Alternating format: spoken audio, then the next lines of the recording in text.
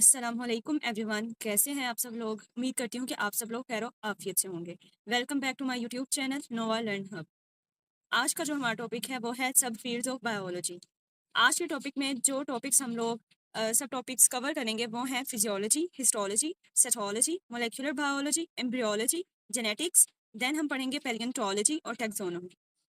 बिना वक्त ज़ाया किए हम अपने टॉपिक की तरफ मूव करते हैं। सबसे पहले हमारे पास आ जाता है फिजियोलॉजी।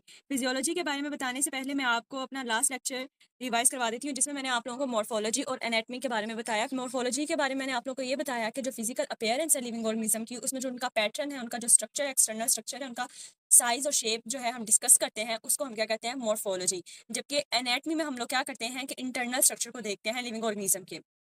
इसी तरह हम फिजियोलॉजी में क्या स्टडी करते हैं, फिजियोलॉजी में हम इस चीज़ को स्टडी करते हैं कि जो एक्सटर्नल स्ट्रक्चर है उसके जो पार्ट्स हैं और जो इंटरनल स्ट्रक्चर के अंदर ऑर्गन्स जो पाए जाते हैं लिविंग ऑर्गेनिज्म के अंदर, वो फंक्शन किस तरह करते हैं, वो काम किस तरह करते हैं, वो स्टडी करते हैं। दोबारा आसान अल्फाज में मैं आपको बता देती हूँ कि फिजियोलॉजी में हम लोग क्या पढ़ते हैं। फिजियोलॉजी में हम लोग ये पढ़ते हैं कि कोई लिविंग ऑर्गेनिज्म का कोई ऑर्गन है, वो फंक्शन किस तरह करता है। फॉर एग्जाम्पल, अगर आप लोग एक कार को देख लो, एक जनरली एक एग्जाम्पल दे रही हूँ, तो आप अगर उसका डिज़ाइन देख रहे हो, उसकी अपेयरेंस देख रहे हो, तो वो क्या है कि वो मॉर्फोलॉजी है। और आगे अंदर जाके अगर आप उसका इंटरनल स्ट्रक्चर देखना चाहो, तो वो उसमें ब्रेक भी होती है, फिर इंजन भी होता है, ठीक है। तो वो अगर आप मजीद ये जानना चाहो कि इंजन किस तरह काम करता है और ब्रेक का क्या काम है, ये काम किस तरह करती है, तो ये सारा कुछ किस में आ जाएगा, फिजियोलॉजी में आ जाएगा। अगर इसी तरह बायोलॉजिकली कोई एग्जाम्पल देखना चाहते हैं, तो हम लोग यहाँ पे एग्जाम्पल ले लेते हैं ह्यूमन हार्ट की। किसकी एग्जाम्पल ले लेते हैं? ह्यूमन हार्ट की।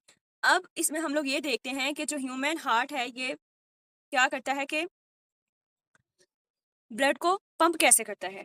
ह्यूमन हार्ट क्या करता है कि ब्लड को पंप कैसे करता है। इसी तरह जो है, ये हमें ये बताने में भी हमारी मदद करता है कि जो लंग्स हैं, ये किस तरह जो है एक्सेल में और इनहेल करने में एयर को हमारी मदद करता है, ठीक है। अब अगर इनके की पॉइंट्स देख लें, तो पहला की पॉइंट हमारे पास क्या है कि deals with the functions of body parts, यानी कि जो बॉडी पार्ट्स का फंक्शन है उनके साथ ये डील करता है। सेकंड वन हमारे पास आ जाता है focuses on how different system work, कि जो हमारी बॉडी के अंदर जो सर्कुलेटरी सिस्टम है या डाइजेस्टिव सिस्टम है, रिस्पिरेटरी सिस्टम है, वो फंक्शन किस तरह करते हैं, ये भी हम लोग फिजियोलॉजी में ही पढ़ते हैं। नेक्स्ट अगर हम लोग इसके देखें कि नेक्स्ट इसमें क्या आ जाता है, तो थर्ड पॉइंट ये है हमारे पास helps us understand normal body functions. अब ये हमारी इस चीज़ को भी समझने में मदद करता है कि बॉडी नॉर्मली फंक्शन कैसे करती है। और लास्ट वन इसका जो है हमारे पास आ जाता है, एग्जाम्पल आ जाता है ब्लड सर्कुलेटरी सिस्टम। इसमें मैंने आपको हार्ट की एग्जाम्पल दी कि हार्ट क्या है कि किस तरह ब्लड को पंप करता है, ठीक है। ये सारा मैंने आपको बता दिया। और जिस तरह और भी मैंने आपको लंग्स की एग्जाम्पल दी, एक्सेल और इनहेल का प्रोसेस कैसे होता है, ठीक है। ये सारा कुछ फिजियोलॉजी में हम लोग स्टडी करते हैं। नेक्स्ट जो है हमारे पास आ जाता है हिस्टोलॉजी। अब हिस्टो का क्या मतलब होता है, हिस्टो का मतलब मैं आप लोगों को बता देती हूँ। Histo stands for tissue. Histo stands for tissue. और लॉजी का मतलब हम पहले भी अपनी कई वीडियोस में डिस्कस कर चुके हैं कि लॉजी का क्या मतलब होता है, स्टडी। लॉजी का क्या मतलब होता है, स्टडी। तो अगर हम इसको कलेक्टिवली देखें तो हिस्टोलॉजी क्या बनेगा, histology is the study of tissue. अब अगर जो यहाँ पे मैंने आप लोगों को डेफिनेशन दी है उसकी तरफ आ जाए, तो उसमें क्या लिखा हुआ है कि histology is the microscopic study of tissues. Tissues are groups of cells that have similar functions. अब यहाँ पे एक बात काबिल गौर है कि यहाँ पे उन्होंने हमें टिश्यूज की डेफिनेशन दी है कि टिश्यू क्या होते हैं। अब ये बात आपने याद रखनी है कि जब सिमिलर सेल का ग्रुप, क्या है हमारे पास, सिमिलर सेल का ग्रुप, सिमिलर सेल का ग्रुप क्या करता है कि ये सिमिलर फंक्शन क्या करता है, परफॉर्म करता है। सिमिलर सेल्स का ग्रुप क्या करता है, सिमिलर फंक्शन को परफॉर्म करता है, ठीक है। तो उसको हम क्या कहते हैं, टिश्यूज। उसको हम क्या कहते हैं, टिश्यूज, ठीक है।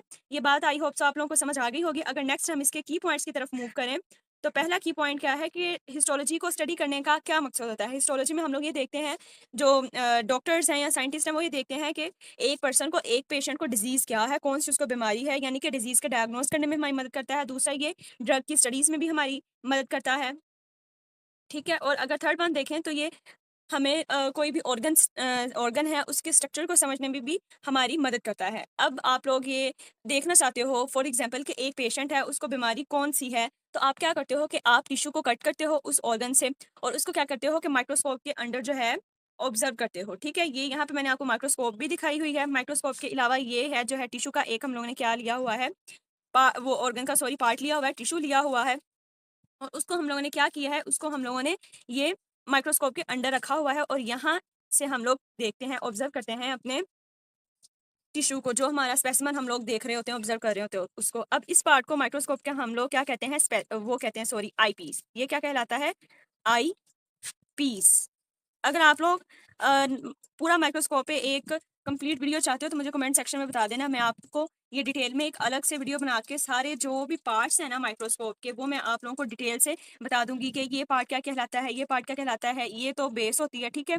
ये सारा मैं आपको बता दूंगी, ये क्या होता है, ये माइक्रोस्कोप का आर्म होता है, ये सारा मैं आपको डिटेल में उस वीडियो में बता दूंगी, अगर आप लोग चाहते हैं कि मैं आपको माइक्रोस्कोप के बारे में मजीद बताऊं। नेक्स्ट हमारे पास एक पिक्चर आ जाती है जिसमें हिस्टोलॉजी का प्रोसेस क्या है कि वो 1 बाय 1 बताया गया है। अब इसको समझने से पहले आपने ये बात याद रखनी है कि ये जो प्रोसेस है ये सारे का सारा आपने स्टेप बाय स्टेप याद रखना है। ये नहीं कि आप क्या करते हो कि पहले ये स्टेप लिख लो, फिर आप लोग क्या करो, देन आप लोग इस स्टेप की तरफ आ जाओ, फिर आप लोग क्या करो कि डायरेक्ट ही आप यहाँ पे आ जाओ। इस तरह कोई भी स्टेप नहीं होता, कोई भी प्रोसेस इस तरह मुकम्मल नहीं होता है। एक काम को करने के लिए आपको प्रॉपर तरीके को लेके चलना पड़ता है, देन ही वो कोई भी चीज़ है वो अपने इख्तिताम तक पहुँचती है। तो सबसे पहले ये आप लोगों ने अपने नॉलेज के लिए ही रखना है यार। जैसे-जैसे आपके लेवल आगे बढ़ते जाएँगे तब आपको वो जो है वो उसके बारे में ये इस हिस्टोलॉजी के बारे में सारा पता चलता जाएगा। स्टेप बाय स्टेप कि हम हिस्टोलॉजी का जो प्रॉपर उसमें जो प्रोसेस होता है एक लैब के अंदर किस तरह परफॉर्म किया जाता है वो आपको पता चलता जाएगा, ठीक है? अब जो सबसे पहला स्टेप होता है हिस्टोलॉजी में वो होता है सैंपल कलेक्शन। क्या होता है? Sample collection. अब इसमें क्या होता है सैंपल कलेक्शन के अंदर कि इसमें हम लोगों ने जो एक माइक्रोस्कोप के अंडर हम लोगों ने स्पेसिमेन अपना ऑब्जर्व करना है, उसको हमने सबसे पहले क्या करना होता है, कलेक्ट करना होता है, उसको लेना होता है। ये एक पेट्री डिश है। पेट्री डिश के अंदर क्या है कि उसने अपना टिश्यू कट करके ऑर्गन से लिया है, ठीक है, जिसको उसने माइक्रोस्कोप के अंडर ऑब्जर्व करना है। नेक्स्ट जो हमारे पास आ जाता है फिक्सेशन। फिक्सेशन की जाती है। फिक्सेशन में क्या किया जाता है कि उसको 10% फॉर्मेलिन के साथ क्या किया जाता है, प्रिजर्व किया जाता है, ताकि उसका जो स्ट्रक्चर है वो डिकम्पोज ना हो, उसका स्ट्रक्चर जो है वो मेंटेन रहे। थर्ड वन हमारे पास क्या आ जाता है, थर्ड वन हमारे पास आ जाता है डिहाइड्रेशन का प्रोसेस। अब डिहाइड्रेशन के प्रोसेस में आप लोग ये वर्ड याद रखो कि यहाँ पे हाइड्रेशन डिहाइड्रेशन से आप लोगों को ये बात पता चल रही होगी कि इसमें वाटर का रिमूवल होता है। डिहाइड्रेशन में क्या होता है, वाटर का रिमूवल होता है, और वाटर का रिमूवल टिश्यू से किसकी मदद से होता है, अल्कोहल की मदद से होता है। ये चीज आपको नीचे लिखी हुई भी नजर आ रही होगी कि tissue is pass through increasing grades of alcohol. अब इंक्रीजिंग ग्रेड्स ऑफ अल्कोहल का क्या मतलब है कि यहाँ पे ये नहीं कि आपने डायरेक्ट ही क्या कर देना है कि 100% अल्कोहल यूज कर देना है, ऐसा नहीं होता। इससे अगर आप उसको फर्ज करो कि आप उसको डायरेक्ट यूज भी कर लेते हो तो इससे इस चीज का खदशा होता है कि टिश्यू का जो स्ट्रक्चर है वो डैमेज हो जाएगा, ठीक है। तो इसलिए उसको डिफरेंट यानी कि लिटिल अमाउंट से आहिस्ता आहिस्ता उसकी अमाउंट को बढ़ा दिया जाता है। पहले 70% लिया जाता है, देन आप उसको क्या करते हो कि बढ़ा के 80% पे आ जाते हो, देन आप लोग 95% लेते हो, 95% लेने के बाद फिर 100% पे आ जाता है, ठीक है। फोर्थ जो स्टेप है हमारे पास आ जाता है क्लियरिंग। अब डिहाइड्रेशन में हमने क्या पढ़ा कि हमने वाटर का रिमूवल करना है, किसके जरिए, अल्कोहल के जरिए, ठीक है। अब इसमें क्या होता है, क्लियरिंग में ये होता है कि हमने जो अल्कोहल यूज किया था वाटर को रिमूव करने के लिए, वो हमने उसी अल्कोहल का रिमूवल करना है एक क्लीयरिंग एजेंट के जरिए, ठीक है।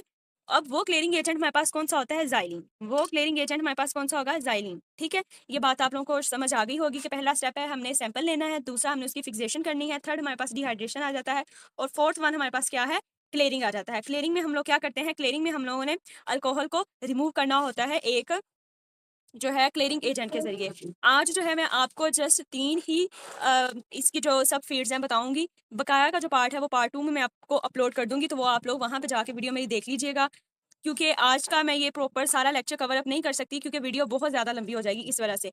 अब जो फिफ्थ हमारे पास स्टेप आ जाता है वो है हमारे पास इनफिल्ट्रेशन। इनफिल्ट्रेशन में हम लोग क्या करते हैं कि टिश्यू को क्या कर दिया जाता है, प्लेस कर दिया जाता है मेल्टेड पैराफिन में। किस में कर दिया जाता है, यहाँ पे ये आपको लिखा हुआ नजर आ रहा होगा कि मेल्टेड पैराफिन में टिश्यू को रख दिया जाता है, सही है।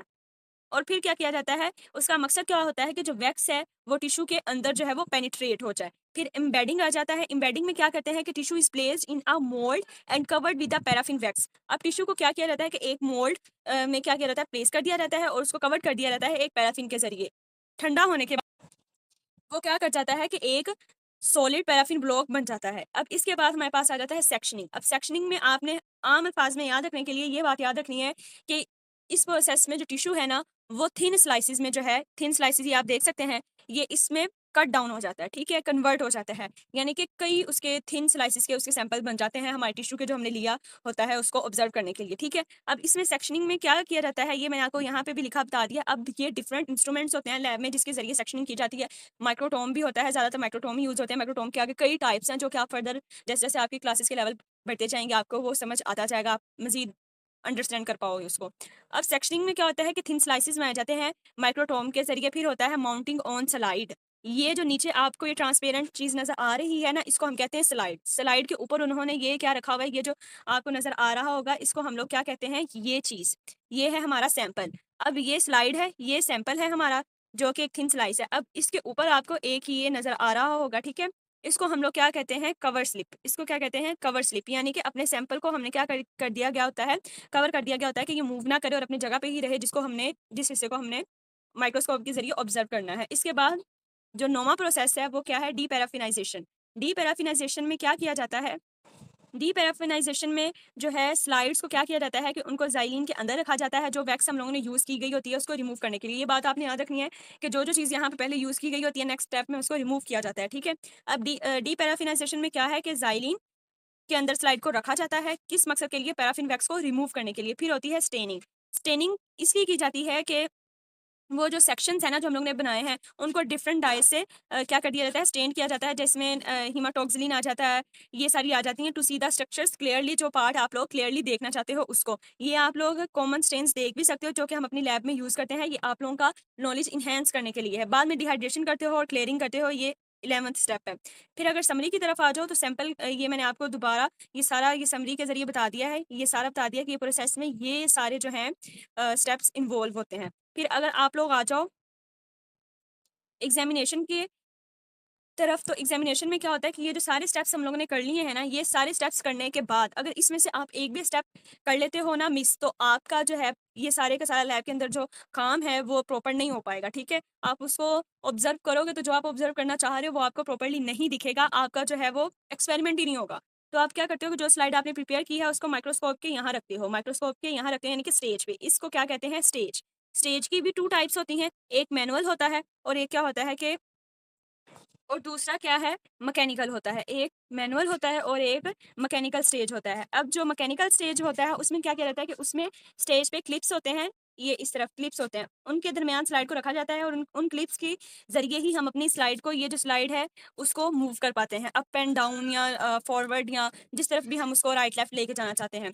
और मैनुअल में क्या होता है कि मैनुअल में हम अपने हाथ के ज़रिए क्या करते हैं? उस स्लाइड को मूव करते हैं स्टेज पे, ठीक है? आपको ये समझ आ गई होगी। अब हिस्टोलॉजी का हमारा क्या काम है? हम इसकी एप्लीकेशंस को देखें तो एप्लीकेशंस में आ जाता है कि हम इनको कहाँ-कहाँ यूज़ करते हैं? डिजीज़ेज़ को डायग्नोज़ करने के लिए, रिसर्च रिसर्च में यूज़ करने के लिए, टीचिंग में भी होता है और इसका जो यूज़ है हिस्टोलॉजी का फोरेंसिक साइंस में भी होता है। अब यहाँ पे ईच स्टेप बताया गया है कि क्यों इंपॉर्टेंट है, ये मैंने आपको यहाँ पे स्टार्ट में बता दिया कि फिक्सेशन का क्या होता है कि ये जो है उसका स्ट्रक्चर प्रिजर्व रह सके। फिर डिहाइड्रेशन में वाटर का रिमूवल होता है, ये सारा मैंने आपको डिटेल से बता दिया। ये आप एज़ अ शॉर्ट क्वेश्चन इसको याद भी कर सकते हो अपने नॉलेज के लिए, अदरवाइज़ ये आपकी बुक में बताया नहीं गया। ये सारे का सारा जो था प्रोसेस मैंने आपको आप लोगों की नॉलेज के लिए बताया था कि आपको ईज़ी रह जाए, आपको पता चल जाए कि हिस्टोलॉजी से रिलेटेड लैब में वर्क कैसे होता है।